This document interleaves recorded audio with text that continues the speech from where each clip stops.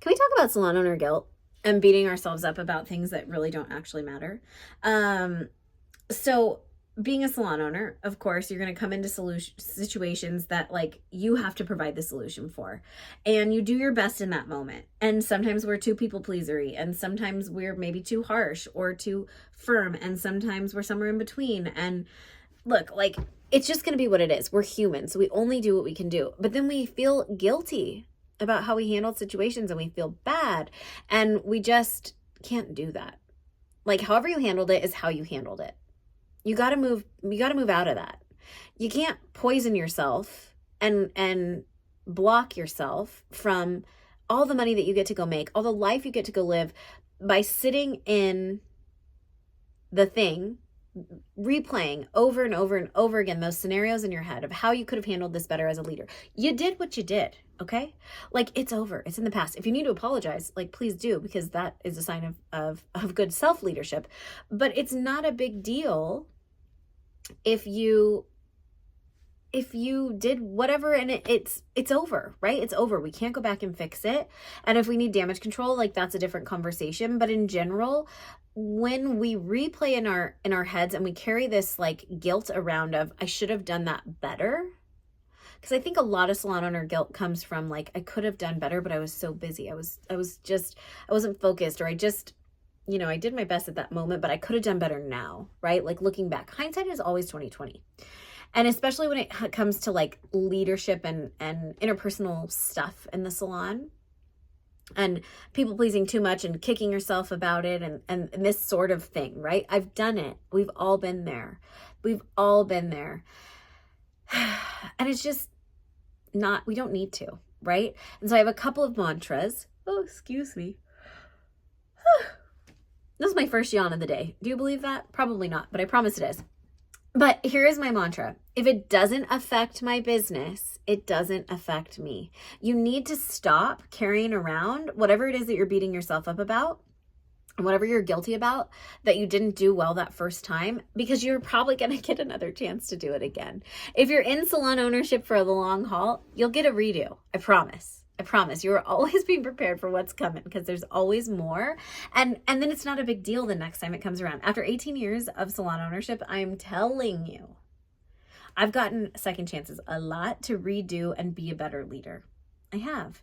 By the way, my name is Lexi Lomax. I'm a salon business coach and mentor, and I just am sharing here systems stories, like literally 100 days of hanging out with me in salon owner world, because these are conversations we need to have. And this is stuff that I have deep conversations, longer conversations, of course, with my clients, but it's stuff I want to bring to you here, because if you're a salon owner that's feeling guilty for whatever reason, you need to let that go.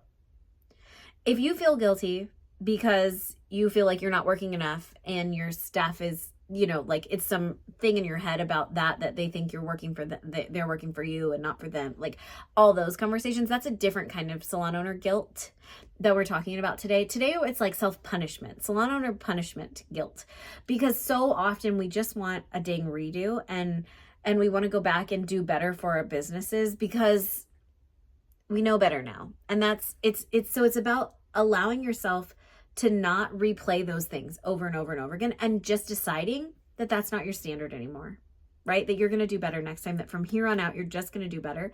And you don't deserve to punish yourself. You're doing the best that you can do. And in that moment, you probably did your best. And if you didn't give it your best, like, look at that and say, okay, well, I didn't give that my best, but I can do better next time.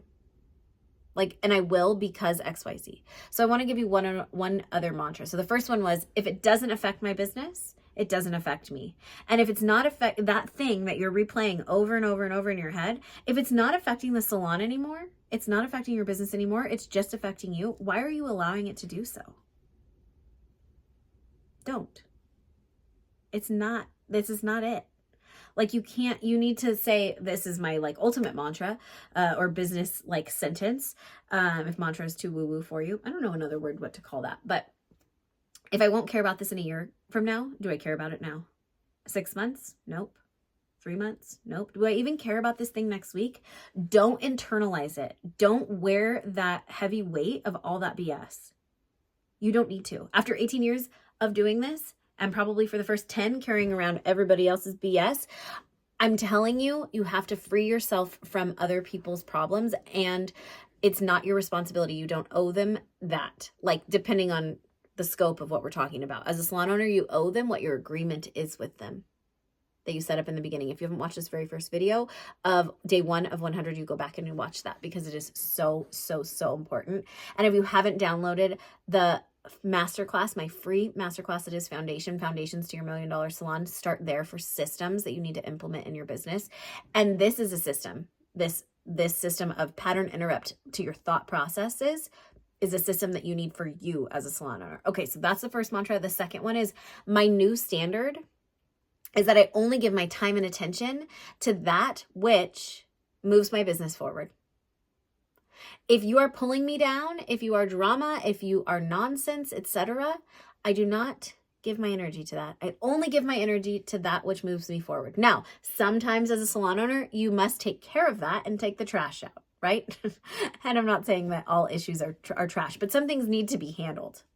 Some things need to be dealt with. And today I'm coming off a couple of hot conversations with salon owners who have they've moved through the goop of this type of situation and they're carrying that guilt, or they're honestly like carrying the guilt around of knowing what they need to do, which would benefit their salon if they just freaking did it and ripped the Band-Aid off. But they're guilty because they have relationships with people. They have long-standing history with people in businesses and companies. And so it's hard. But the new standard is that you only give your attention and energy, right? Because your energy, it's like, you wonder why you're so tired at night. It's because you're carrying around all of this heavy stuff that you didn't either close the loop on, or you're beating yourself up by feeling guilty and you haven't even like dealt with the thing. Right? We need to really look at it and say, what is moving me forward in my business and what isn't, and what deserves my energy. My standard is to give my time, energy, and attention to things that move my business forward, things and people, right? And to not allow things that don't affect my business, negative or positive. Like, if it doesn't affect me, it doesn't affect me. But I just, if it doesn't affect my business, it's not going to affect me either. And if it does affect my business in a negative or a positive light, I will look at it, assess the situation, and then move forward accordingly. Because these are the things that we must do in order to have, like, what's more sacred than your brain space? In order to be able to make good decisions and be creative and be a great salon owner and a happy human, you need like white space in your brain. And if you're carrying around all of this guilt from things you have to do, have had to do as a leader, like things that you did, good or bad, like you're clogging up your white space in your brain for no reason. You're literally punishing yourself and holding yourself back from making F tons of money. Like, you gotta let that go. You have to let that go. So I hope that you will borrow both of those mantras, own them if you so choose, make them your own. But remember, like, if it doesn't affect your business, it shouldn't affect you, right? If problems are long gone and over, they're gone. And if you're in the midst of it, okay, here's your second mantra, because it is affecting your business and it is affecting you. Your new standard is that if it isn't moving me forward, I'm not giving it time and energy, right? You have to handle things, get rid of it, like cut it out, and you're done. Okay. All right. Hope you're being kind to yourself. Being a salon owner is not an easy task. It is emotionally heavy sometimes. And so you have to let that salon owner guilt go, because it is not serving you. It's not moving you forward. And I promise it's holding you back from making more money.